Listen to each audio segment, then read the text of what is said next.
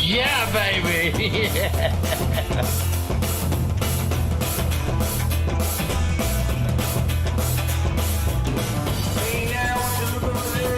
Big red lips and long blonde hair. Say, come on, baby.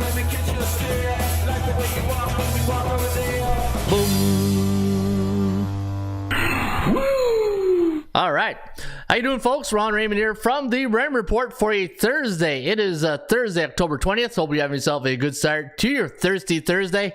As always, don't forget, subscribe to our channel by tapping that notification bell in the top right-hand corner, or hit the subscribe button below this video if you are using a mobile device. Today's podcast is brought to you by your friends right here at hockeypicks.com. Sign up today and follow the top hockey pickers right here each and every day right here at hockeypicks.com. And don't forget, you go 4-0 or better, you will pick up a mini Stanley Cup, and it goes into your profile, and you can collect those cups, and you can be one of the top pickers right here at hockeypicks.com. Playoff baseball is here. You can make your baseball picks each and every day in the playoffs right here at bullpenpicks.com and bballpicks.com. If you like basketball, the forecast had a good night last night. In fact, the forecast since the beginning of the year at the ATS Stats, the computer forecast, 11-3 straight up. So why not take those picks and enter them today at bballpicks.com. And don't forget, you can always follow the top NFL handicappers right here at the World Series of Handicapping season number 11. This is a pro football contest, and you can still sign up even though you can't win the yearly prize. You can still win a weekly prize, and that is a free one-year membership at atsstats.com. All you got to do is go 7-0 or better, pick the sides or totals, and you pick 7 games. And if you go a perfect 7-0 during the week, you will win a one-year membership right here at atsstats.com. And don't forget, you can always count your parlays at parlaycalculator.com. Put in the number of the money line, the figures, and then you just click on calculate, and it'll tell you how much your parlay won. And you can do that each and every day right here at parlaycalculator.com, especially with college football, college basketball underway. And if you get a lot of parlays, you want to calculate them, it takes a couple of seconds, and you'll get instant calculation of your payout right here at atscalculator.com. And speaking of calculators, don't forget, we do have the ATS calculator at atscalculator.com. And let's do the Monday Night Football game.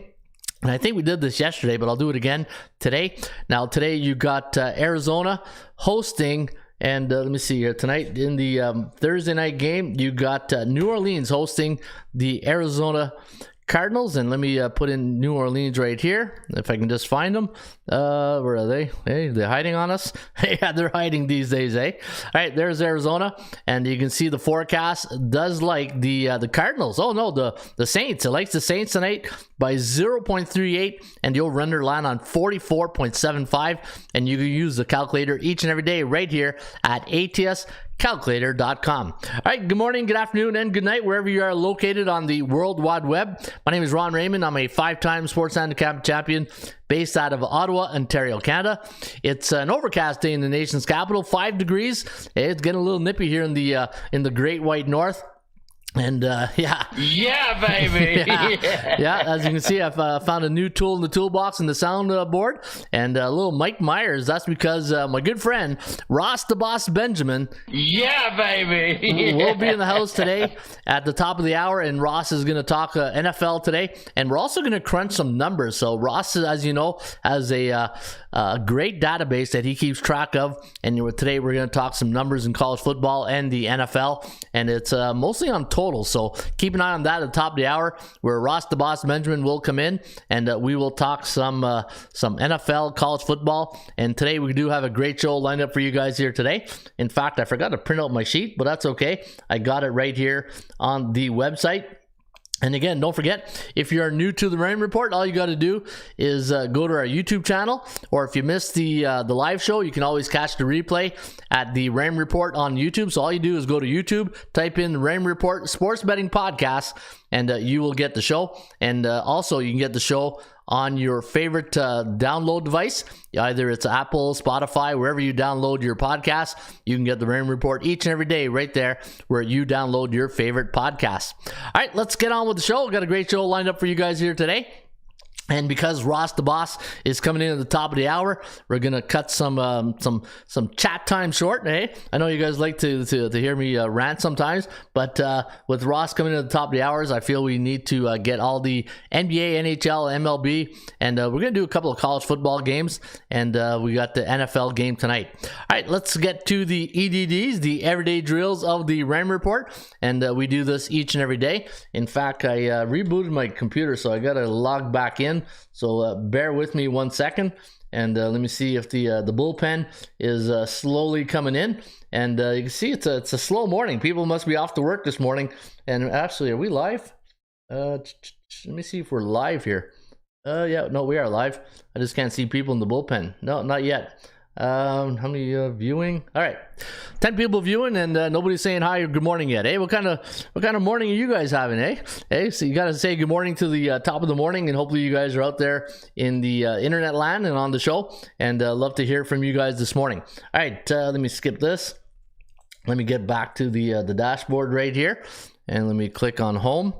And I should get there we go. All right, let's get to the sports betting golden rules 101 of sports betting. And you can see each and every day we do the EDDs, the everyday drills. And what we do in this segment is we talk about the fundamentals of sports handicapping. Oh, we got a spammer in the house right here, so we got to take care of that. Hide this user. There we go. Man, it's just these must be bots or something, right? I don't know how they get in so quick. All right, there we go. We got F for Fantastics in the house. Chris McIntosh. Hey. Yeah, baby. Yeah, here they come. Here they all come. Hey, as you can see, I got a new soundbite. Hey, a little Mike Myers for you guys on the. Actually, I got a good hockey one. I can't wait to show you guys the when we get into the new hockey soundbite. I was doing a little bit of research yesterday, and I said, you know what, I got to get more hockey soundbites here, and basketball. I got to get some basketball soundbites since we are in the NBA season. Good game last night in Toronto, the Raptors and the Cavaliers, and a great game in Memphis with the Grizzlies and the New York Knicks. Thank God we had the hey, what's one of the golden rules? Rule number, I think it's 2, never lay points, stake the points, and bet the money line. And that came in very handy yesterday in Memphis, Tennessee. All right, value, percentage play, performance cycles, player availability, and we use a disciplined money management system. That, in a nutshell, is the Raymond Report. You can get the Raymond Report each and every day right here at the website. In fact, if you go to the website, we also have a free Raymond Report. Yeah, we do have a freebie.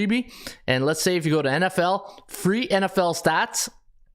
What's good about this section down here is the stats and trends at the bottom. If you scroll right down, you can see that the New Orleans Saints as a road team before a non-division game coming off a 4 to 7 point loss. Check this out. Wow, I didn't even know this is like random. 17-3 against the point spread, 14-5-1 to the over. So this is the type of information you get here at the Raymond Report. And again, all you got to do is go to the menu bar, go to free NFL, free college football, MLB, and it's all right there at atsstats.com. That's a pretty good stat right there. There's Lee Clark. Good morning, Lee. Hope you're having a top of the morning coach, William Dryman, and is in the house. Good morning, William. Yeah. Hey. Yeah, baby. Yeah, yeah. We're in here chatting away, coach. Says F for Fantastic. I'm slow, still sipping my coffee, says tongue tied. Hey, I love that. Hey, it's and that's the part of the show being visual, right? You can sit down, you can watch it. It's not like radio where you're listening and you're probably doing something else. That's the beauty of this show here. You can just sit down, have a coffee, hey, like our good friend tongue tied is doing right there. Or was it one cream? I only take one cream, no sugar there, tongue tied. Hey, if we ever meet, and top of the morning, Telly and Lori S is in the house. And morning team, let's be attentive and ready for the Pearls with Coach Ron and Ross the Boss with the Saints and Pelicans here today. Yeah, we're going to talk about that game. And there's my good friend Bien Trabajo. Speaking of EDDs, the everyday drills, there's a former football player, a DB, because we all know what DBs are, right? The receivers who can't catch. Hey, why are you doing that to me, Coach? Hey, why are you doing that? Why are you dissing me like that? That's what the receivers would say to me, or the DBs would say. Austin Power soundbite, let's go, baby. Yeah, baby. Yeah, that's a good one, But no, bien trabajo, good to see you in the morning, and haven't seen you in a while, so it's good that you're on a Thursday, on a thirsty Thursday. Easy, Coach, easy. Hey, I'm an offensive guy. Offensive guys, if you ever, offensive guys and defensive guys, we always like to rib each other, right? That's what we do. All right. Yeah, the 10 commandments of sports betting. Easy, Coach, easy there. Hey, easy. Today on the show, you're going to hear me talk about A, B, and C-type teams in the Raymond Report. A-type teams are teams with a 60 or higher win percentage. B-type teams are 50 to 59.9. And C-type teams, you know the rules. No, you don't do that. Yeah, you don't bet on C-type teams, 49.9 or lower. And when you bet on C-type teams expecting good things, well, you got to be very, very careful. All right, speaking of careful, Austin Powers, yeah, you like that? What's up, bullpen, says John X. And speed never slumps, Coach. Don't forget. Speed never slumps. I love it. Hey, I love it. The one thing with DBs, the quick hips, right? You got to be able to, backpedal, flip the hips, and shadow that receiver, get in their pocket, as they say. Hey, bien, I'm sure your DB coach taught you that. Make sure you're in his hip pocket. Hey, you touch him, But I'll give you, here's a little football tip 101. For the DBs out there, hey, this is what when I go to camps and I'm teaching, giving the tips on even the DBs, I'll help. Hey, even though I'm an offensive guy, the one thing that I always tell the DBs is, let's say they're running a 9 route, which is a fade or a go, and they're running down the sidelines, and it's tough to be in the hip pocket and try to track the ball, right? But what you want to do is, I always tell the DBs, follow the receiver's eyes. The receiver's eyes are your eyes. So when you look at that receiver and he's looking at the ball, his eyes will get bigger when the ball arrives, and then what you want to do is hook that arm, right? So a little DB tip 101 there for Bien Trabajo. Hey, I can dish out the love too here, Bien. Yeah. I know I took a little poke at you right there, but I'm giving you some good. I'm giving you football pearls this morning, right? Those are good football pearls right there. Speed never slumps. I love that. That's a good one. Good morning, Coach. Good morning, YouTube. And I got a promotion at work. Changed my break hour. I watch the replays and check Discord when I can. Awesome. Good stuff, hey? Good on you, and congratulations on that promo. Yeah, baby. Yeah. Oh, I got a feeling this soundbite's going to get a lot of usage, I got a feeling it's going to get a lot of usage. All right, speaking of soundbites, let's get to the top 10 commandments of sports betting. And hey, Ron, bullish underdog visitors versus a beat neutral favorite at home. Who you picking? A bullish underdog visitors versus, okay, so a bullish underdog visiting, I guess you mean visiting a B neutral favorite at home. Who you picking? That's okay. A bullish underdog. So you got an A-type team, so that means they're 60%. Bullish means they're 5-2, 6-1, 7-0 in their last 7, but they're an underdog. So they're playing a very, very good team against a B neutral favorite at home. I'll go with the favorite at home. I think that's the percentage play right there. Woo, says James S, and he wants a little Ric Flair right there. Woo! There you go. You got a little Ric Flair in the morning. Bet on, thou shalt not bet big money on C-type teams in the Raymond Report. No, you don't do that. No, you don't do that. You don't do that. Why not? No, never. Why not? Against the rules. Against the rules. Never lay points. Take the points like the Memphis Grizzlies last night. Hello. And take the money line or bet the over-under. Create your own number. You know what? This is so important. creating your own number, betting into a number. Remember, you're not betting Kansas City against Buffalo. You're betting the bookmaker's number against your number. And with the parity in the league, and again, I'm going to the Wayback Machine right now. 7 years ago, when I was only good and I wanted to be great, right? That should be your mission in life. If you're anything you do, you want to be great at it. You don't want to be good. You don't want to be average. You want to be exceptional. You want to be great.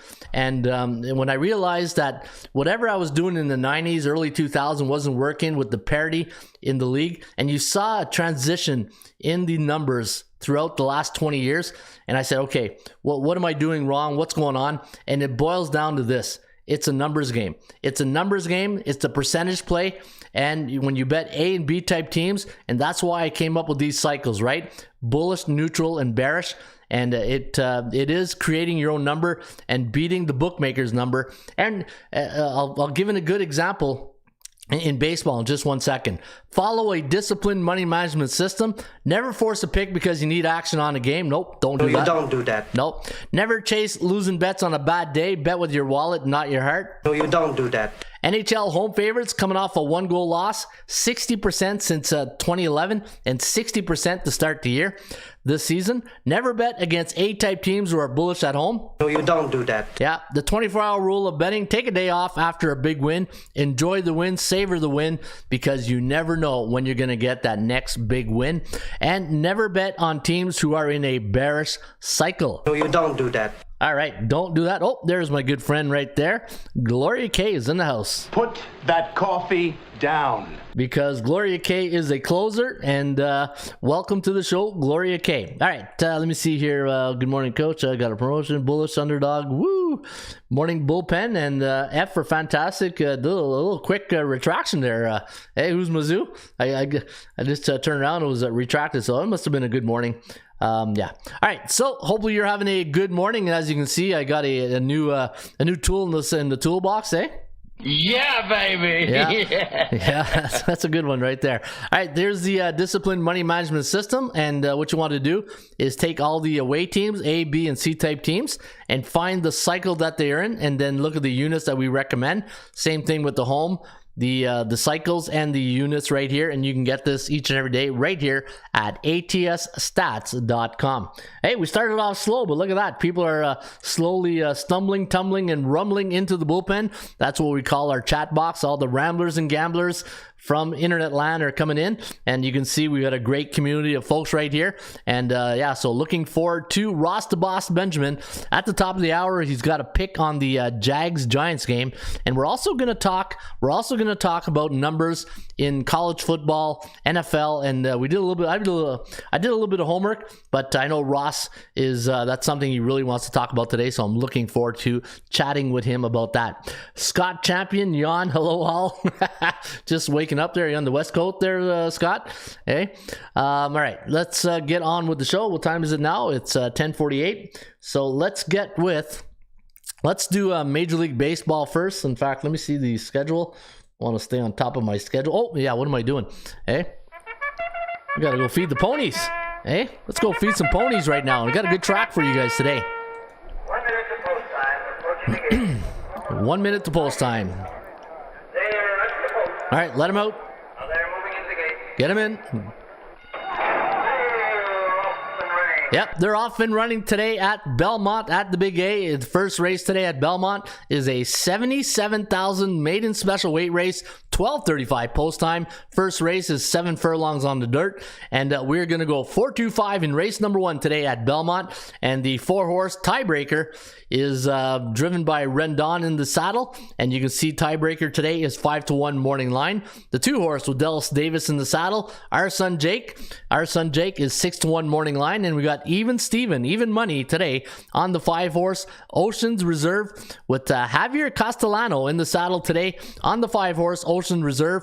And your Joker's Wild, your value play of the day is Josie's Thunder with Flavian Pratt in the saddle.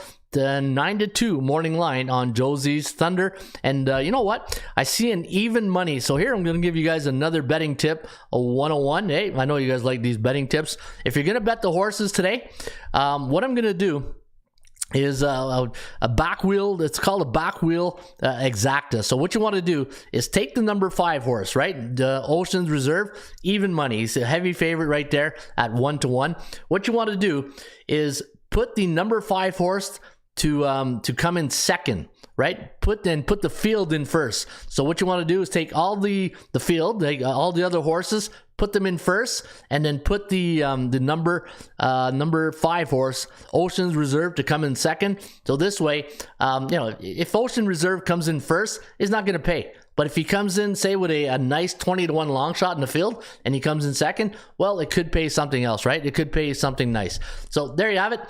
Take that right there, and hopefully it cashes for you today at Belmont at the Big A, $77,000. Nice claiming race right there. Nice purse. And compared to the second race, $12,500. Wow, look at this. That must be a stakes race right there. Look at the number 3 today at number 3 at Belmont. You got a $110,000 allowing optional claiming race. Wow, that's a big race right there. And I'm looking for Irad. Is Irad already back to? Is he already got too cold for Irad? He's already back at Gulfstream. Hey, that's So that's a big race. That's a big purse. 110,000 right there. All right, hello all. Who's Mizzou? Yeah. What's with those NHL teams mentioned yesterday on the puck line again? I know Vegas was one. Okay, was those NHL? Okay, so you want to know the NHL teams I said to follow? Yeah, Vegas was one of them for sure. And let me go back to my tools, ATS team standings, and the teams you really want to pay attention on the puck line in the first couple of weeks. Flyers. Hey, the Flyers last night.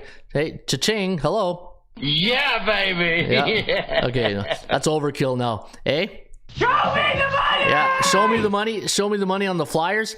Seattle Kraken was a good. They could be considered a good one right here. Dallas Stars. They're playing the Leafs here tonight.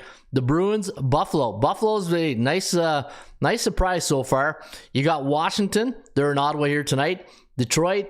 I wouldn't play the Rangers. They're gonna be a heavy favorite. There's Vegas. And there's Colorado at number 10. But yeah, so the teams that I mentioned, you probably want to keep an eye on the money line, on the puck line. Flyers, Kraken, Stars, Sabres, Washington, and the Red Wings. Those are teams you probably want to keep an eye out for puck line. All right, speaking of puck line, let's take a look here at Major League Baseball. Let's go to Major League Baseball. Hello again, everybody. Harry Carey from Wrigley Field on a beautiful day for baseball. Well, actually, it's a beautiful night. And if you I know I'm going to sound like say, oh, he's throwing roses to himself or whatever. Remember I said yesterday, guys, if you're gonna bet that game last night in San Diego, I said let's pull back a bit here. Let's think about this, right? I said, Philly, the scrappy team. Nobody's expecting them to get this far. Nobody expecting them to win the series, last series. And what do they do in game 1? They go into Petco, get that W. And last night I said, you know what? Let's think about this. Let's really think about this. Phillies, they're sending Nola to the mound yesterday, and they're up against Blake Snell, the veteran. And I said, you know what? Are we investors or are we gamblers, right? And I said yesterday, if you're going to bet on game 2 of the Phillies-Padres game, you're a gambler. If you're an investor, you sit this one out, right? And that's the difference sometimes between gambling and investing. If you sat that one out yesterday, hey, congratulations. And so what the most important things I say sometimes is the best bet you make is the one you didn't make. And if you didn't make that bet on the Phillies, congrats. But if you had the Padres, congrats, because you did win. But I did like the Phillies yesterday, but I liked them. I didn't love them, and that's why I didn't play them. Hey, a little rhyme right there. But yeah, so that was my thought last night, and hopefully, hey, that's why we do the show, right? Sometimes things go your way, sometimes they don't, and but hopefully I was able to help you guys out with that yesterday. All right, speaking of help, today you got a good pitching matchup here with Framber Valdez going here for the Strolls, going up against Luis Severino. And yesterday I said this is a bad spot for Severino, right? And the Yankees, they're off that emotional Game 5 win. They got to travel. They got to go face Houston. Houston's on a 5-game win streak yesterday. Now it's a 6-game win streak. And it was a bad spot. it wasn't a good spot. Now you got Severino going up against another tough pitcher in Framber Valdez. Hey, Houston, they are peaking right now. They are A bullish against A neutral. A 57% chance of winning today. Minus 160 against Luis Severino. 43.9% chance of winning for the Bronx Bombers. 57.2 for the Astros. I gotta like Astros again. Just Framber Valdez is a tough pitcher to beat, especially at home, right? So I'm gonna lean with the Stros in this one. Like him, don't love him, and 6-game win streak. But if you're going to play this one, beer and pizza money on the Astros. All right, let's get to the NBA. We got 2 National Basketball Association games here tonight. And I was looking at my computer picks since the beginning of the year. This is the computer, what you see on your screen. These are our computer picks. And so far, you know what the computer picks record is? 11-3. Hello. Hey, not too bad for the computer. All right, so looking at game number 1 here today for the Milwaukee Bucks, taking on the Philadelphia 76ers, who lost their last game 126-117 against the Boston Celtics. And today, -4 is the line. 225 is the total, and we do have the Sixers winning this one 113-106, and an 80% chance of winning here on Philly, and 27.2 for Milwaukee. And the one thing, before I give a pick on this game, I got to see what the history is between these 2 teams, Milwaukee and Philadelphia, saying their last 7 games. I'll take a look at that in just 1 second. And then you got the Clippers taking on the Lakers. The Lakers, man, it just seems to me, and I said this last time, right? Lakers, it looks like a soap opera team. Just so much drama. We don't talk basketball. We're always talking about the relationships, right? It's always, Westbrook's not happy. LeBron's not happy. It's just, man, they got a professional team. You don't want to be known for a soap opera, and unfortunately, that's what I think is happening right now in LA. The Lakers. Now, speaking of the Clippers, hey, one of my favorite players coming back, Kawhi Leonard, former Raptor. And he delivered here in Toronto when he was playing for the Raptors, and you know what? It was sad to see him go, but we get it. It's business, right? It's business. -5.5 is the line, 223.5 is the total, and we do have the Clippers winning tonight, 115-109. The over/under at 224.7, a 57.1% chance of winning, and I do like the Clippers here tonight. And let me see here. What's the money line? Probably 200 or something. Let me see. Money line on the Clippers is 215. Yeah, a little. Yeah, you know what? Fractions, right? You put 50. So let's say if you do like the money line today, and let's say you put let's say $50, or let me see. Let me do this. Let's say you put $50 on it, it's 107. Hey, it's 107. It's like buying Bitcoin, right? You're like buying a part of Bitcoin on the Clippers right there. All right, said I want to look at the Sixers and the Bucks. I just want to see the history between these 2 teams in the last 7 games. So let me go to my regular database, NBA, and let me go to the Clippers right here. Last 7 against the Lakers, or no, not the Clippers, Milwaukee. Okay, I'm going to Milwaukee. Where's the Bucks? There, and then we're taking on Philly. Hey, Philly, it's gonna be an interesting year. It's gonna be an interesting year in Philly. Let's go last 7. Let's take a look at that. Yeah, 6-1. See, that's what I figured before I pulled the trigger on that. Yeah, owns. Joe owned the Chiefs. Owns. Yeah, I don't know. Well, I do know Milwaukee owns the Sixers. So I think if there's one play tonight, I think it's the Clippers on the money line. All right, Coach nailed the under 6.5 last night. What's the silver bullet tonight? I think it's the Clippers. I think it's the Clippers tonight for Major League Baseball. All right, let me see if my good friend Ross the Boss. Sometimes he's early, and let me see here. Start collab. All right, let me see here. Nope, not here yet. All right, let me start off a bit in the NHL. I got a great NHL clip. You guys are gonna love this.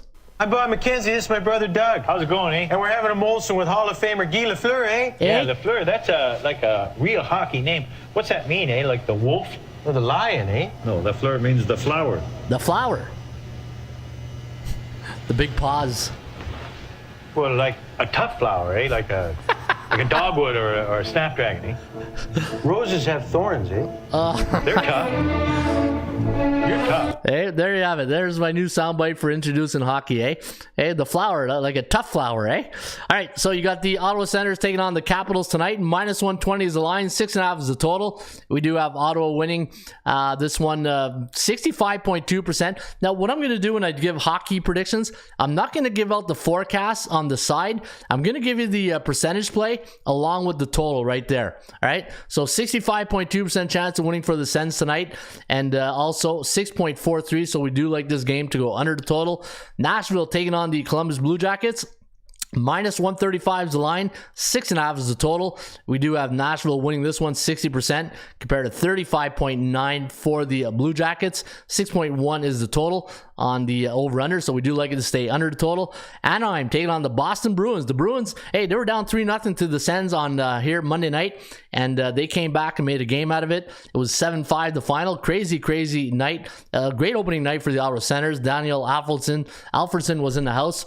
59.4% chance of winning tonight on the Bees against the 1-3 Ducks, who are coming off a 4-2 loss to the New Jersey Devils. Dallas taking on Toronto. A very dangerous game. You know why? Toronto coming off that loss, a big loss to Arizona. They were like minus 5 something in that game, and they lose to the Arizona Coyotes. That's a wake up call right there. You're gonna get the least best effort tonight against Dallas. Dallas 3-0 on the year. Puck line. I like the puck line here on the Stars. LA Kings taking on the Pittsburgh Penguins. Penguins losing a tough one in Montreal Monday night. I think they were up 2-0, and then they lost 3-2 to the Habs. And we do have a 59.4% chance of winning on Pittsburgh. Hey, look at the LA Kings. They are now 3-2 off a 4-3 win over Nashville. I know a lot of people had Nashville the other night, and a 40% chance of winning on the Kings. 6.5 is the total. We got the Rangers beating the Sharks. 69.8% chance of winning compared to 38.4 for the San Jose Sharks.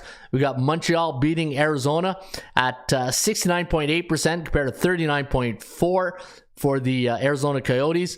And then we got the Islanders and Devils. We got 57% chance of winning against 39.4. Let me just see if my good friend Ross is in the house yet. No, not yet. So I don't need to rush through this. But once Ross comes in, I'll get him online. 57.5% chance of winning compared to 39.4 for the New Jersey Devils. Minus 140 is the line. I do like the Islanders in this one.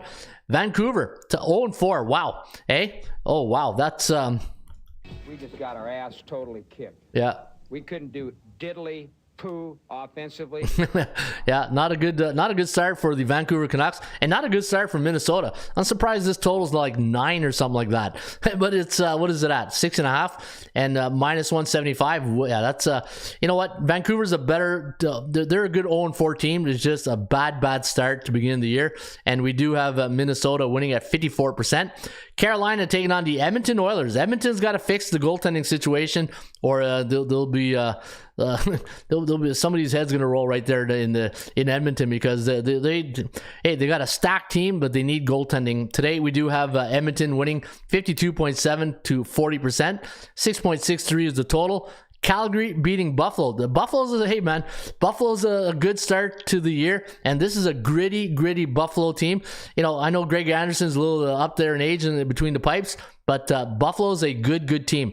Watch Buffalo tonight, and you got minus 280 is the line, though. That's a big line on the. Let me see. See if Ross is in here yet. Oh, there he is. Hey, how you doing there, Ross? I'm doing okay. Right on, buddy. Just in time when I'm talking about your Buffalo Sabres. Oh yeah, man. That's 2-1 to start the year. It's we'll take it. I mean, their only loss was to the Florida Panthers, which is nothing to be embarrassed about, but they gave them all they can handle in that 4-3 defeat. But how about the other night at Edmonton as a plus 190 money line underdog? Ryan, I'm echoing. I don't know where that's coming from. Okay, just 1 second here. Let me see if I can turn down my volume. Maybe it's coming through my speakers. 1 sec there. Is that a little bit better?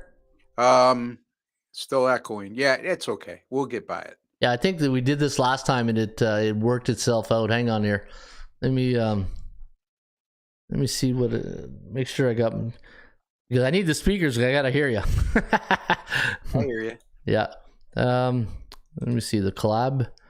Okay, the volume. I got the volume. Okay, now try now. How's that? A little bit better? Yeah, that's fine. That's great, actually. Yeah, I mean, they cashed in as a plus 190 underdog at Edmonton the other night and beat a very good Ottawa Senators team, in my estimation. Oh, you know, yeah. I was all over Ottawa the other night. My only NHL release of the year. I just thought that was a great situation for the Sens playing at home. In their home opener and coming off 2 days of rest. And Boston they were playing 3-4 and they had played the night before against Florida. And lo and behold, what a crazy game though. I saw 3-0. And then right off the bat in the second period, Boston comes back and ties it 3-3. And then Ottawa eventually pulled away. So great start for me there in the NHL, and I think Ottawa is going to be much improved, just like Buffalo. Yeah, I agree, 100%. You know, there's can you guys hear Ross? I just want to make sure there's no sound issue. Yeah, I know my dad. Okay, but hey, I know my dad's Islanders, but who are these Islanders? Ross the boss is in the house. Can you guys hear Ross all right? Just want to make sure you guys can hear Ross. And if you guys can just give me some feedback and let me know, because last thing we want to do is do the show and then find out at the end you guys can hear Ross. But I think we're good. I think, yeah, I can hear him. Let me see. Yeah, I can hear. Can y'all hear? Yeah. So I think we're good. Can you still hear the echo, Ross? No, I'm good. Okay, good. Fleury in the third place all time with 520 victories. Ross sounds good here. Okay, perfect. All right. Yeah, seems like every time we do the show at the beginning, there's a little bit of a hiccup, and then the audio is money now. All right. I don't know what I did, but it worked. But hey, Ross, here's before we get to the NFL and we talk college football, since we are hockey guys, I want to. A couple of teams. What I did at the beginning of the year, I like what Stevie Y's doing in Detroit. I like this young team, and what I did is I recommended to the bullpen, which we call our chat box and our audience, is take $100. It was 100 paid 7,000 on Detroit to win the Stanley Cup. Now I'm not asking them to win the Stanley Cup. I just want them to make the playoffs. They make the playoffs, and then you start hedging. Exactly right. Yeah. So what do you think of that hedging? I think that's a nice move. Here's the thing, Ron. We're talking about Ottawa. We're talking about Buffalo. We're talking about Detroit.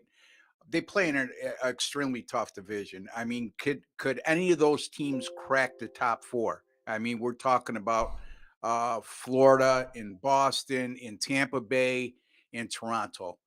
Is there any of those four teams that you see right now that can be had in terms of the top four playoff spots in the division? Like, you mean out? Like, yeah. Well, I mean, as far as look, for example, you're Tampa Bay, Ottawa. Who's the other one? Tampa Bay, Toronto, Boston, and Florida are the top four. Have been the top four teams in the division, I think, for the last couple of years. Yeah. For example, last year Buffalo finished 5th in that division, and they were over 25 points out of a playoff spot. My question to you is, not that I'm trying to take over the show, but I'm just interested in hearing your feedback on this. Okay, so you're making a pick like Detroit and saying, let's take a shot at them winning the playoffs. I'm not telling you they're going to win the Stanley Cup, but we could hedge. My question to you is, which one of those four teams that have been so dominant in that division can Detroit overtake? So, and the same thing goes with Buffalo or Ottawa. If indeed they have a legitimate chance down the stretch to make the playoffs, which one of those four teams have the best chance of not making the playoffs that I just mentioned? Yeah. So when I look at those four teams you mentioned, the first thing I'm going to look at, because anytime I handicap NHL playoffs, it's the opposite of handicapping regular season. And when I handicap regular season, I go forwards, defense, netminder. And when I do playoff, I go netminder, defense to the forwards. That's the way I look at it, right? Yeah. And when I look at the defense and I look at the goaltending of Tampa Bay, Vasilevsky, I look at Toronto, Samsonov and Matt Murray. Doesn't really give me a lot of confidence. Swayman and Allmark in Boston, and then Bobrovsky and Spencer Knight in Florida. I don't like the Toronto goaltending situation. if there's one team right there that really scares me and makes me nervous, it's the Leafs. I just don't like that. I know they got a lot of offense, but it's the goaltending. It's just a big question mark. That's my thought on that. You mentioned Craig Anderson. I mean, look at Buffalo had a losing record last year, but when Anderson was in goal, I think they were like 6 games over 500, Ron.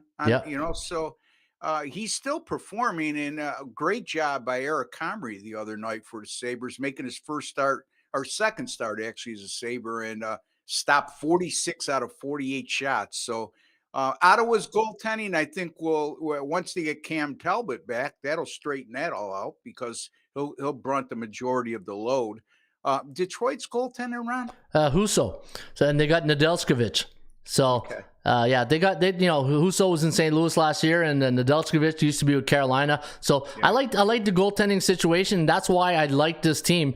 And we'll see what. And then they picked up David Perron from St. Louis, which was one of their top goal scorers in the second half last year. So I like what Stevie Y is doing in Detroit with the Larkins, the Raymonds. Yeah, this team is going to be fun to watch, just like the Ottawa Senators. It's young when you got the young guns and the young legs. That's why you look at McDavid. It's a skating league now. It's not like when we watch hockey, clutch and grab, and 10 fights in the first period. Those days are over, man. This is high flying hockey, and it's a lot of fun. And you look at like some of the games now. Back in the day, the games were 3-20. Now they're like 2.5. They're done. So because of the reduction in the fighting penalties. Yeah. I mean, hockey, they're playing sorting hockey. Those things out. And, man, oh man, there was times where there was 3 separate fights going on the ice at the same time, so. Yeah, I like to look, do I miss the element of fighting? Somewhat. Yeah. I like the occasional fisticuffs when it's called for. But the days of just that quote unquote enforcer, teams can't carry a guy that's just an enforcer unless he could play. If he Zach Cassian, for example, from Edmonton, here's a guy who could drop the gloves with the best of them, but he could also he could also chip in 40-50 points a year. Yeah, it's like a Lucic, it's hard to find those type of players, though, Ron. Yeah, Lucic in his prime, right? Yeah, Lucic in his prime. Yeah, correct. Absolutely. One Scott says Detroit's head coach, Derek Lalonde, Lightning assistant coach, last 3 to 4 years. He's a winner. Yeah, I believe in that. I believe, and that's one of the things I always talk about this show is you follow winners, right? Winners win, and it's important to me when you have a pedigree of a head coach who's won. It brings a different culture environment to the room, right? Yeah, but I mean, here's another example, and this is off subject here.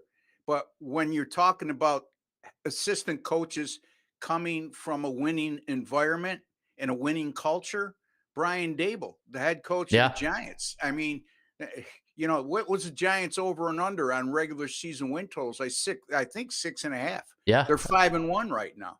It's unbelievable. We're going to talk about those later. I think it's, in my estimation, it's a little bit fraudulent 5-1, but they're a great story. But by absolutely. The same token, to go into a situation that he inherited, without a top quarterback, even though I think Daniel Jones isn't as bad as everybody made him out to be, but I thoroughly believe he developed Josh Allen. Look, Daniel Jones is never going to be close to Josh Allen, but what you want to do is get the best version of Daniel Jones, and I think that Daboll will get that from him.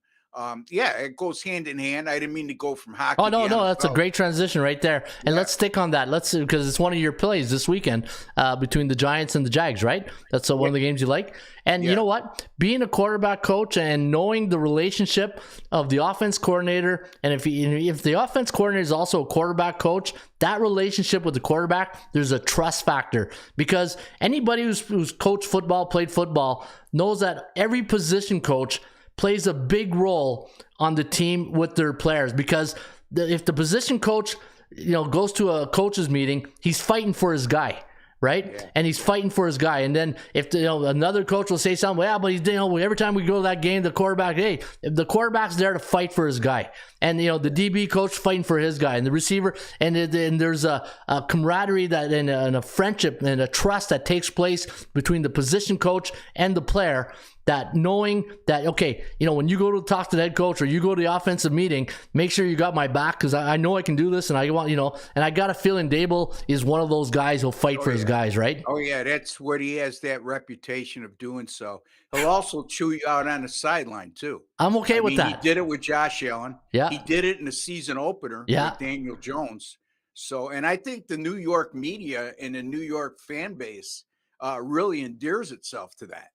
Because I got goosebumps thinking of it. Yeah. When I saw that, first person I thought about New York was Parcells. Yeah.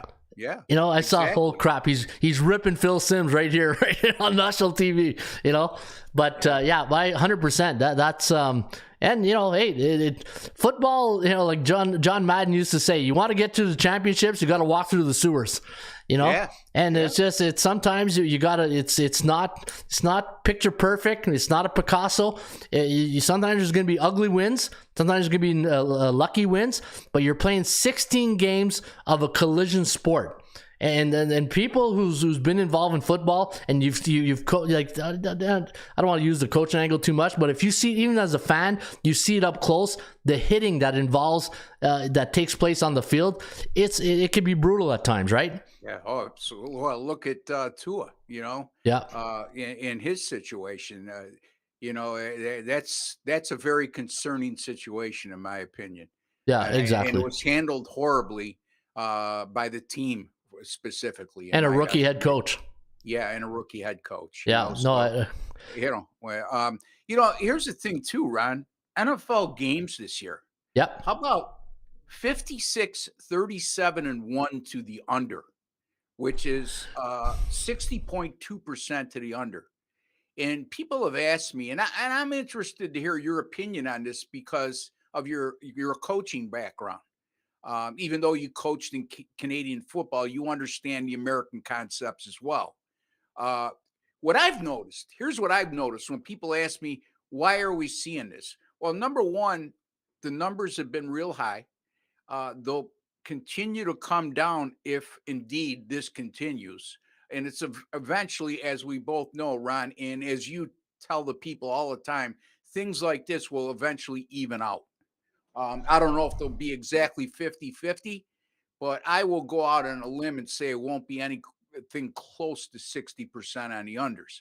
Now, in terms of what I've seen and what I want to hear from you, is what I've noticed is a lot of teams now have gone to that cover 2 shell defensively. Keep everything in front of you, force a quarterback to be patient down the field. And then when we get near the red zone, we tighten up.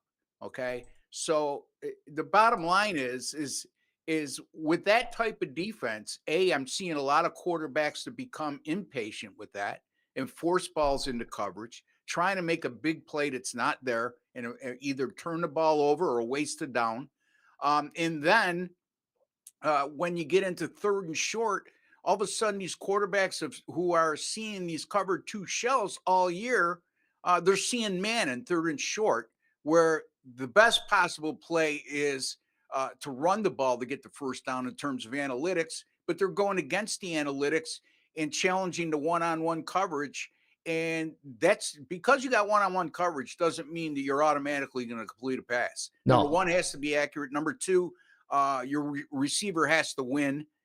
So I'm just curious. I mean, that's the only thing I observed that I could point to from just my perspective, why these unders are occurring at the rate they are. So number 1, you nailed it right there. These cover 2, and I was watching this game on Monday night between the Chargers and the Broncos. it was like 3 and out, 3 and out, 3 and out. It was like nobody was going. It was all dink and dunk passes. It was all running, and nobody wanted to take that shot downfield. And it's just, that's the one thing I've noticed is like, how come there's no vertical game here? And the thing is, and you talk about number 2, man coverage. The thing in man coverage, you know what beats man coverage is crossers. It's the horizontal game. It's not the game that's vertical, right? Vertical, it's when you want to take a shot. But if the best way to get rid of to get your receivers open in man coverage is play the horizontal game. More of the crossers, more of the digs, more between the hashes, right? Between both hashes, not between the hash and the sideline. That's just good for like if you want to go deep, or if the DBs are giving you a great cushion, then you take the dink and dunk stuff, right? But can I interject just 1 second? Though, Ron, have you noticed that a lot of times when teams do go man, because the quarterbacks don't see it as much as they used to, they chomp at the bit and try to go for the big play instead of what you just alluded to? Yeah, and that too. But what I'm noticing also is a lot of defense coordinators are disguising a lot of their blitzes, a lot of their coverages. When you got defensive ends showing that they're coming in, and next thing you know, they're trying to take away the slant and they're backing up 5 yards.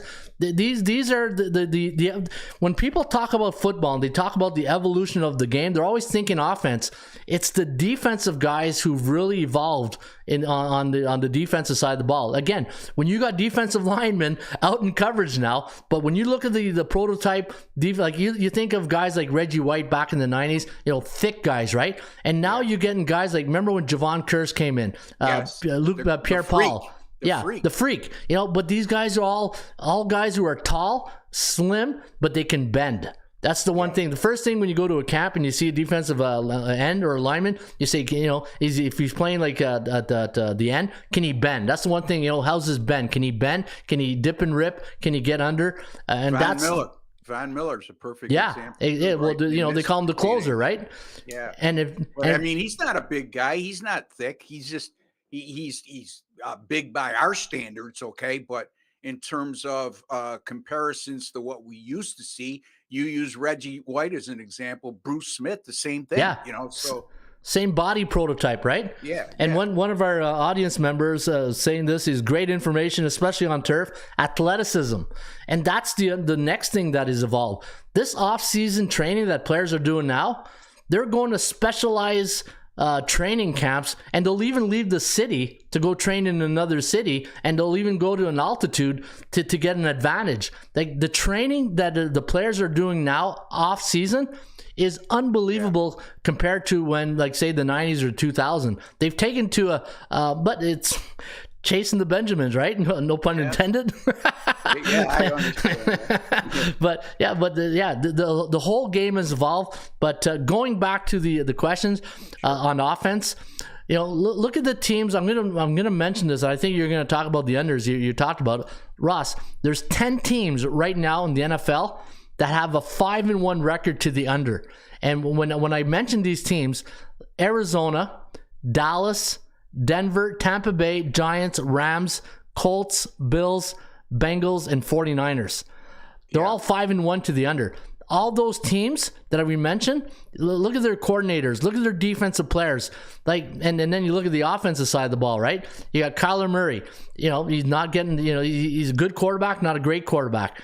In Dallas, it's either Cooper or Dak. Denver, Russ ain't cooking right now. Tampa Bay, Tom's getting a little bit older, but the thing what I'm finding with Tampa Bay is that when you play like you practice, and I would love to see how they practice. Who is at practice? Because if their receivers are not at practice, you can't just, care on game day. That's one thing I always tell our team. You got to care Monday, Tuesday, Wednesday, Thursday, and not just on Sunday. You got to care the entire week and prepare the entire week. And I think Tampa Bay, what you're seeing a reflection on how bad they're practicing during the week. And when you're hearing stuff, I don't know if it's true or not.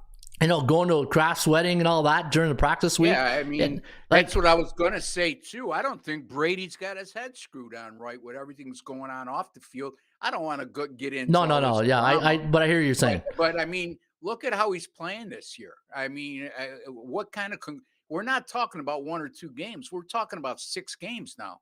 Yeah. You have to draw some sort of conclusion that part of that may have to do with all this off the field stuff. I mean, you can't be going to a wedding in the middle. It's not like you had a bye week. You know what I mean?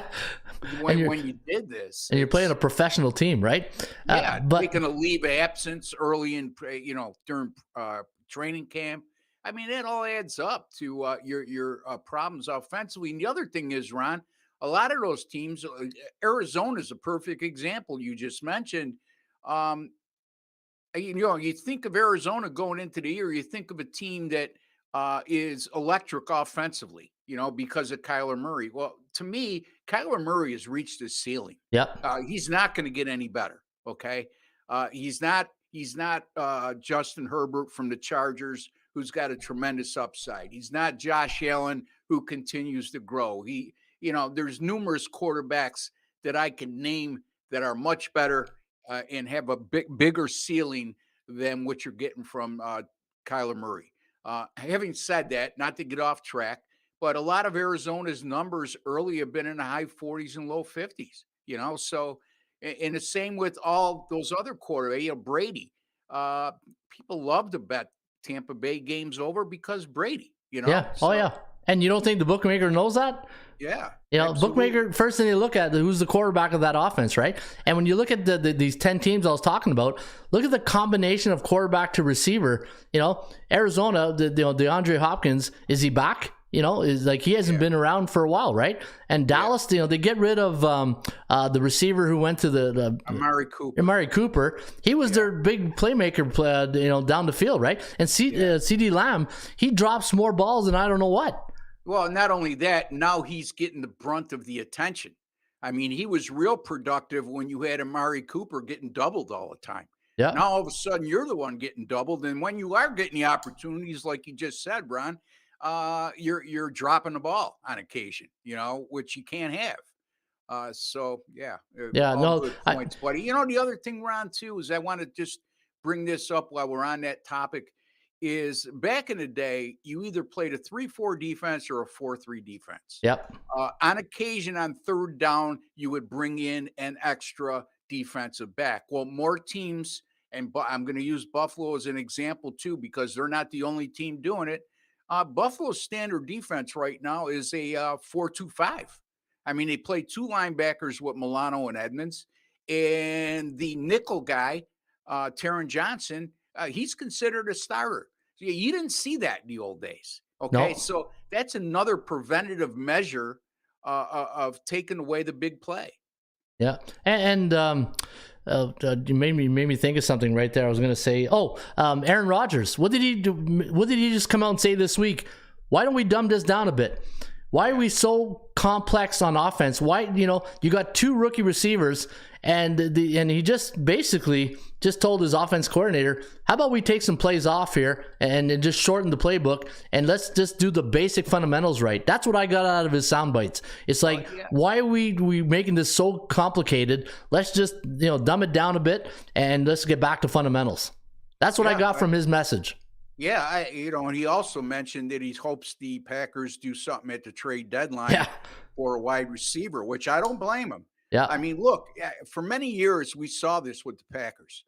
They go into the ad, Devontae Adams and 7 other guys you never heard of on the roster at wide receiver, and 2 of them ended up being prominent players because of Aaron Rodgers. But it's not so much just because of Aaron Rodgers. It's because, again, like Amari Cooper, you had that deep threat that Devontae Adams presented.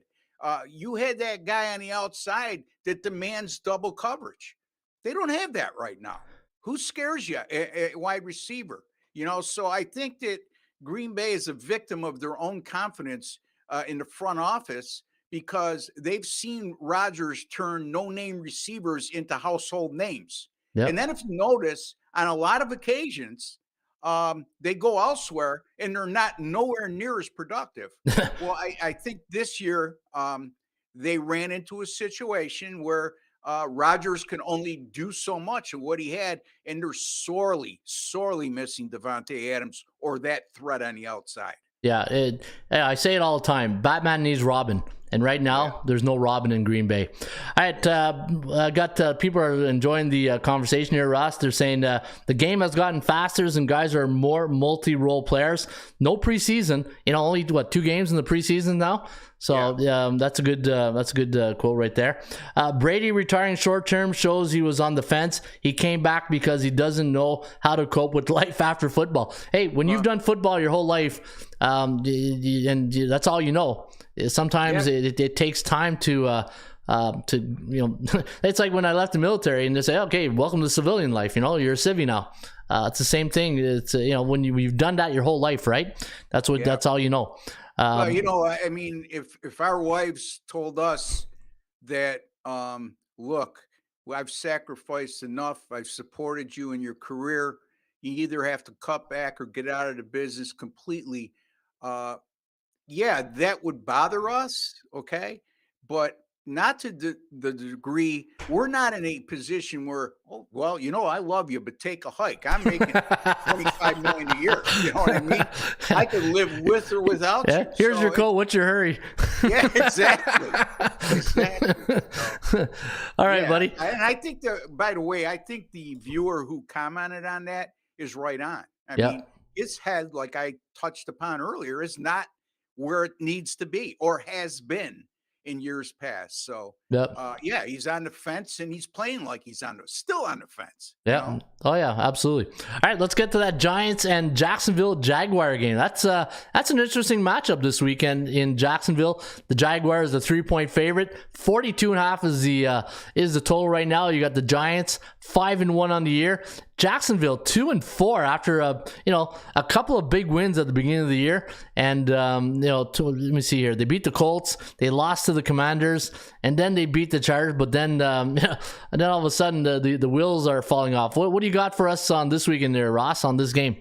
Well, I can guarantee that most of the betting public, when they looked at the opening lines on this game and they see the current line, they're probably asking themselves, how could Jacksonville be a favorite? They've lost 3 in a row. They're 2-4 on the year, and they're -7 turnover differential during this current 3-game losing streak, which is horrible. And they're facing a Giants team that's 5-1. Well, I mean, this is where I tell you have to think like an odds maker. I've said this time and time again. If it looks too good to be true in sports betting, the majority of times it is. Yep. And this is one of those examples. And look, the sports books aren't generous. They're not going to give you a soft line. So really, as it is, they're doing well to start anyway, because NFL underdogs this year are 51-39-3 against the spread. And if they're NFL underdogs of 4.5 or more, 27-15 against the spread. That's good for 64%. What's that tell me? The books are doing fabulous. Yep. Because when underdogs and unders are winning, Ron, they're making a killing. Yeah. Anyway, to get back to this game, I just don't think the Giants are as good as their 5-1 record. I think that they're a great story. And I think that their defense is overachieved, and a lot of that has to do with their defensive coordinator that came over from Baltimore. Great defensive coordinator. His name escapes me right off the bat. Maybe one of the viewers could help me. Oh, Wink Martindale? Wink Martindale. Yeah, how could you forget a name like that? Yeah, That's a great name. Wink, wink. Anyway, and then look at NFL teams playing at home, and their point spread is +3 to -3, and they're coming off 3 or more losses in a row, with the last of which came where they failed to cover as an underdog, and they're facing an opponent like the Giants that are have a win percentage of .625 or better, and they're coming off 3 wins in a row. Really, really rare situation. Okay. And the gist of that is +3 to -3, coming off 3 losses in a row versus 3 wins in a row, and facing a winning team with a very good win percentage to boot. 7-0 straight up in ATS since 1986 for the home teams in that situation, 10.7 points per game. So, it was interesting to me, because I said to myself when I really dabbled into my database, Ron, was there can't be too many situations where a team who lost 3 in a row is a favorite over a team that comes in with a 3-game win streak. Yeah, But good this point. is one of those unique situations, and when it happens, the few times it has, look, 7 times since 1986. That's 7 times in what, 37 years? Wow. Yeah. And each time the home team that had lost 3 in a row and is coming off a game in which they failed to cover as an underdog, which Jacksonville did, and they're facing a team 625 or better off 3 wins in a row, 7-0 straight up in ATS are the home teams in that situation. Additionally, the Giants, by the way, I mean, they did win their opening game at Tennessee as an underdog. But after having a stellar record as an underdog for a few years, the Giants fell on hard times last year as an underdog, and they're just 1-5 straight up in ATS in their last 6 as an away underdog. So I don't know, Ron, I'm just using my contrarian mindset here. Yep. And I'm going to take the Jacksonville Jaguars here, -3, a 2-4 team off 3 losses in a row, -3 over a team that's 5-1 and have won 3 games in a row. Yeah, no, hey Ross, this is what I call a Fraser Crane game, right? It's a market psychology game. Like, what is the bookmakers telling us? And you said it, 7 times since what, 86? You said.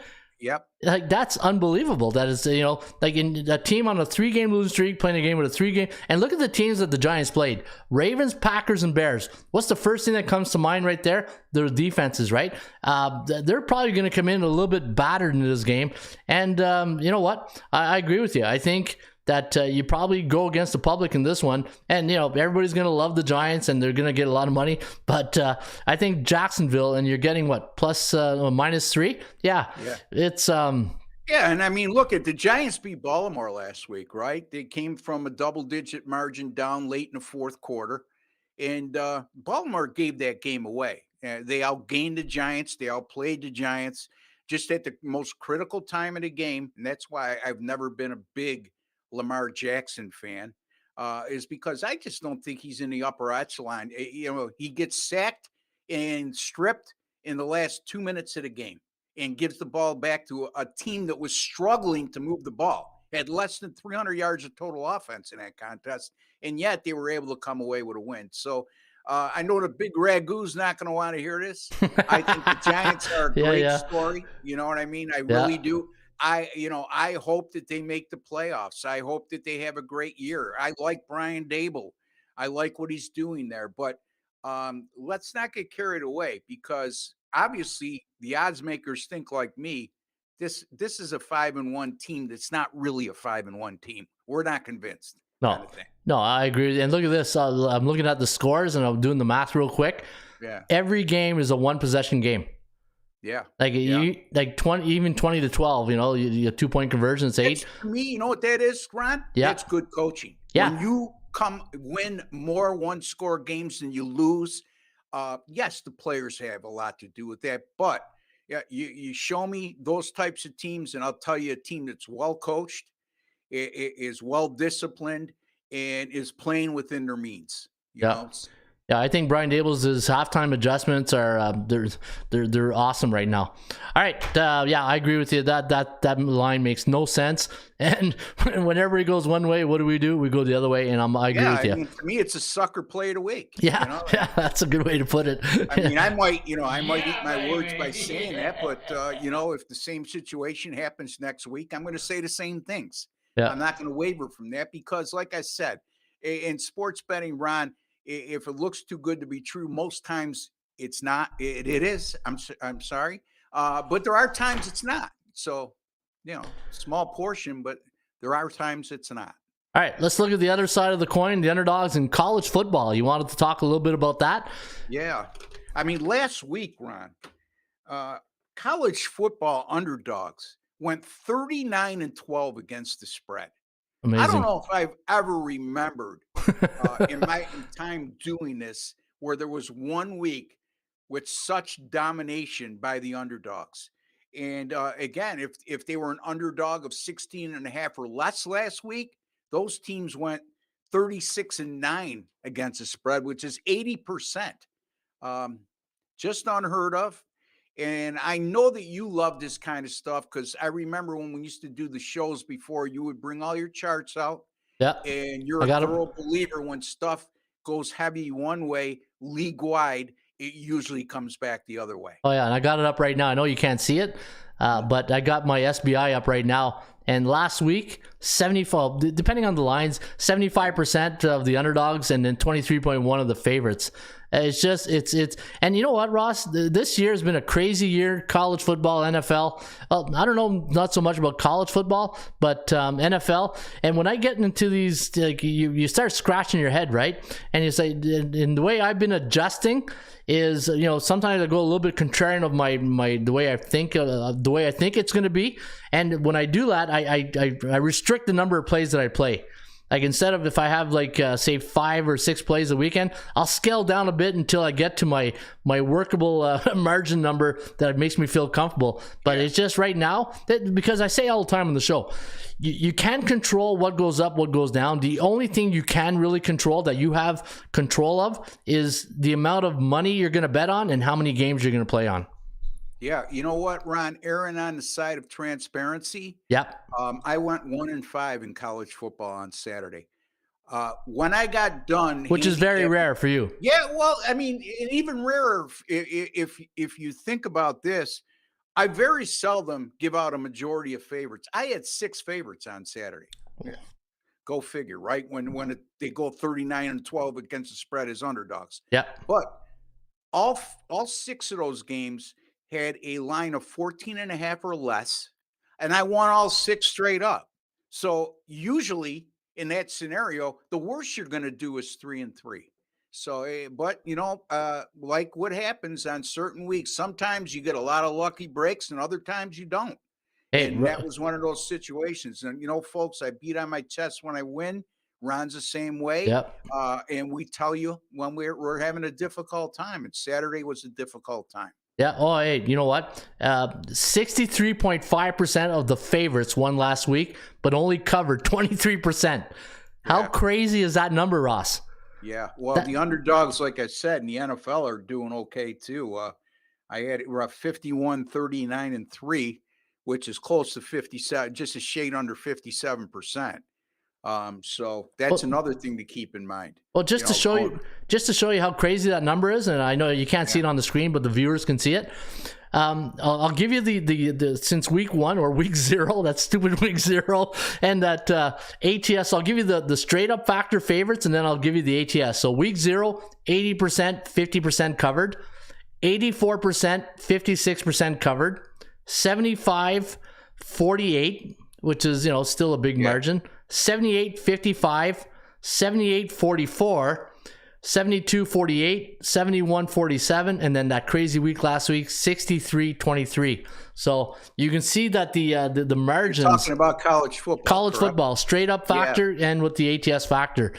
The other thing to consider is the straight up versus ATS in college football. Again, Ron, you could speak better to this than I can.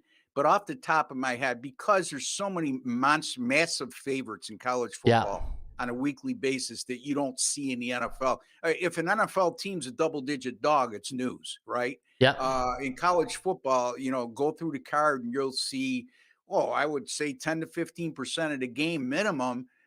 Somebody's more than a 3-touchdown favorite. So those numbers are always going to be drastic. I don't know if to that degree in college football as opposed to the NFL, but you could speak better to that than I can. Yeah, I'm just bringing up my chart now on the ranges of favorites and underdogs. I got the NFL right now, and right now in the NFL, underdogs of 7 to 9.5, and I know you got this number too. 8-2 in the year for 80%. And I'm looking for volume, right? I'm looking for volume. I'm waiting for the college number. When I do this chart right here, I got to wait for it's so heavy. People ask me, how come you don't do college basketball? I'm saying I'm just lucky my server doesn't crash on college football. College basketball is enormous. Oh, God. Just to give you an example, there's 131 teams playing division or FBS football, the top division in college football. In college basketball, there are 353 teams, I believe, playing Division I college basketball. So, yeah, Ron, you would crash. Yeah. All right. So here's what I got, Ross. So far this year in college football, 75.5% of the favorites have won straight up, covered 47%. Underdogs have only won 24% straight up and covered 50%. Now, when you break it down a bit here, look at this crazy ratio. Favorites of 18 to 20.5 are 15 and 6 for 71%, but only covered 38% of the time. Favorites of 14 to 17.5, 78% win percentage, only covered 40%. I don't see too much green in the favorite columns, but like you're alluding to, the favorites winning at a high clip straight up, but don't cover, and that tells me the bookmaker is doing a really good job of doing the numbers on the favorites, and then they're making money, like you said. Yeah, I mean, you look at the big favorites now, most of those are, it looks like an obvious pick kind of thing in college football. Hey, Ross. Again, I'd be interested to know what those figures are in the NFL if you haven't. Yeah, I do have them. Check this out, just for funs and giggles right here. Home favorites of 21 or more this year, 108-3, and they covered 54%. I just, seeing a volume of 111 games of 21 or more. But NFL, let me bring up my NFL chart right here, and let me just give 1 second. All right, so NFL, is there any specific range you want to know about, or? Well, I already mentioned that NFL underdogs of 4.5 or greater are 27-15 against the spread this year, 64.2%. But my question to you is, using the same equations used in college football in terms of straight up wins versus favorites who win straight up, how often do they cover? It's going to be probably along the same lines as college football, even though we mentioned that there's a lot more big favorites in college football, obviously, than the NFL. Yeah, favorites in the NFL winning 60.2% of their games and covering 42.5%. Yeah, there you go. Yeah. Which is in the NFL, I mean, that doesn't seem as impressive as what Ron touched upon in college football. But again, keep in mind, folks, there's a hell of a lot more games on a college football week than there are an NFL week. And the parity in the NFL is drastically different than the top-heavy college football slate. Yeah. Hey, man, this is a heavy morning, of numbers crunching. Yeah, man. Yeah, I got a headache. I got to take a nap after this. Holy crap. Yeah. I'm mentally exhausted. Yeah, exactly. Hey, Ross. All right, buddy. College football this weekend. What are you looking at? What are you looking at NFL? Well, I'll have 5 games at least on Saturday, probably 4 or 5 in the NFL on Sunday. Just a friendly reminder, folks. Yes, I'm coming off a 3-4 week in the NFL. It was a real rough week for me last week, but I tell it the way it is. But still, in the NFL, 24-14 to start the year. That's 63%, folks. My primetime games, which are the Sunday, Monday, and Thursday night standalone games, have gone 12-3 this season. My NFL 10-star top plays, which are the equivalent of a best bet, 7-0, perfect 7-0 in the NFL this season. College football, I'm 2 games under 500 after how many weeks we played so far. Very disappointing to me, but I know myself. I usually go on a tear at some point in college football, and I'm assuming that means the rest of the way for me. So keep an eye on that, folks. I could take you to water, but I can't make you drink. Yeah. And you can get all my picks at atsstats.com, right at Ron's site. Ron's better at describing exactly how you could do that on his homepage. And I would highly encourage you, folks, the NFL and college football this week. I'm looking at a big week. If you don't want to bet that many games, keep an eye on my 10-star top plays. They've been cashing at a high rate for a lot of years. So, and this year's no different. Yeah. Hey, it's a marathon, not a sprint, right? And folks, if you go to ATS Stats, you'll see picks. Look for Ross Benjamin. And then once you purchase his picks, you'll see a red button at the top of your page that says picks I bought. those selections will be on that page right there. So as soon as you buy any of these selections here at ATS, Ross or myself, look for the red button that says Picks I Bought, click on it, and those selections will show up on that page.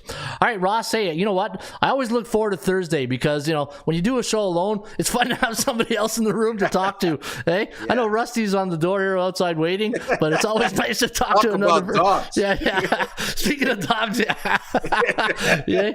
Anyway, Ron, it's always a pleasure, buddy. Yeah. And we both have that analytical mindset when it comes to sports handicapping, and we do it in a different way. But there's, like they say, and to use an overused cliche, there's many ways to skin a cat. And I enjoy our conversations, and I enjoy the viewers out there. Thank you for watching, and thank you for supporting Ron's show. I appreciate it very much, and I appreciate all the kind words that have come my way. Awesome, Ross. Yeah, no, you're a big fan here in the chat box. Good record, Ross. The thumbs up. So you're getting a lot of love here at the from the bullpen. All right, Ross, have yourself a great college and NFL weekend, and we'll see you back here next Thursday on a Thirsty Thursday right here at the Rain Report. All right, buddy, have yourself a good day. You knock them dead as well, my friend. All right, buddy. We'll see you next Thursday. All right. All right, folks. That's Ross Benjamin. You can find Ross each and every Thursday right here at ATSstats.com. And Ross gave us some pearls today. Hey, a lot of wisdom there from Ross Benjamin. Yeah, baby. Oh, that's a big loud one today. I know I'm killing this one today. I'm overbeating that soundbite, but it's still a good one. All right, what do we got next on the show? Let's talk about let's go to the 80% Club. We talking about practice, not a game. We talking about practice, man. I mean, how silly is that? How silly is the 80% Club? 80% Club is where you find the trends right here. And always remember, trends are your friends, but they don't pay the rent. And let's go to the NBA. We're getting to, now that we got a couple of teams coming off situations in the National Basketball Association. Look at this one here. The under 10-1. Speaking of the under, Ross? 10-1 for the Sixers as a home team. No, that's a wrong one right there. Sixers 9-1 as a -3.5 to 6.5 home favorite after division game the last 4 years.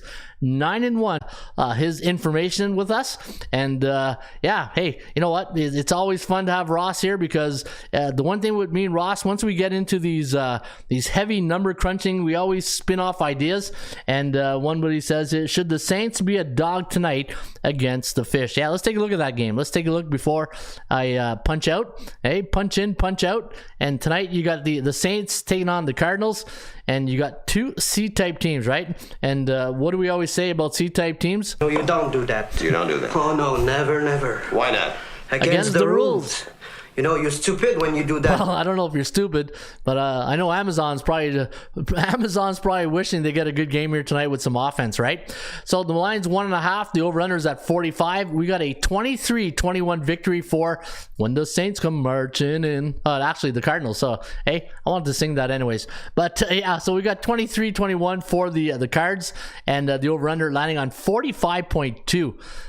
Looking at this game here tonight, you look at the Arizona Cardinals coming off a couple of tough games, 19-9 against the Seahawks, 20-17 against the Eagles. Hey, that's just a field goal right there. They beat the Panthers. They lost to the Rams. The Raiders 29-23, and home opener 21-44.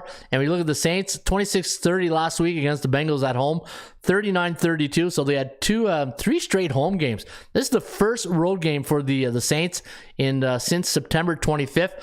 I'm gonna go Arizona money line. I like Arizona money line. Don't if you like the Saints, take the plus money. But I'm gonna go Arizona plus money line on the Saints, and pizza money. Hey, just pizza money. I wouldn't go crazy with that. College football gives me a headache, says Gloria K. Lean Arizona, but I can't trust them. Hey, yeah. You know what Mike Singletary thinks about the Arizona game right here? I'll give you that in just 1 second if I can find the soundbite. Yeah, here's what Mike Singletary thinks of Arizona. Cannot play with him. Cannot win with him. Cannot coach with him. Can't do it. And on that note, that is the show today for a Thirsty Thursday, October 20th, not 20th first, so it's the 20th. And hopefully you guys enjoyed the show today. I'll be back here on a football-friendly Friday. In the meantime, shop for value, play those percentages. I'll see you back here on Friday with another Raymond Report. Yeah, baby. Hello again, everybody. Harry Carey from Wrigley Field on a beautiful day for baseball. To be the man, you gotta beat the man. Joe, own the Chiefs. Owns. I don't know. Struggling. Can we have fun? You're damn right. I demand that we have fun. Put that coffee down. Coffee's for closers only. Straight cash, homie. Holy cow! It's a dog-eat-dog world, Sammy, and I'm wearing milk-bone underwear. What the hell's going on out here? Woo! If you smell what the rock is cooking. That's the bottom line, 'cause Stone Cold said so. Let's go to eat a goddamn snack.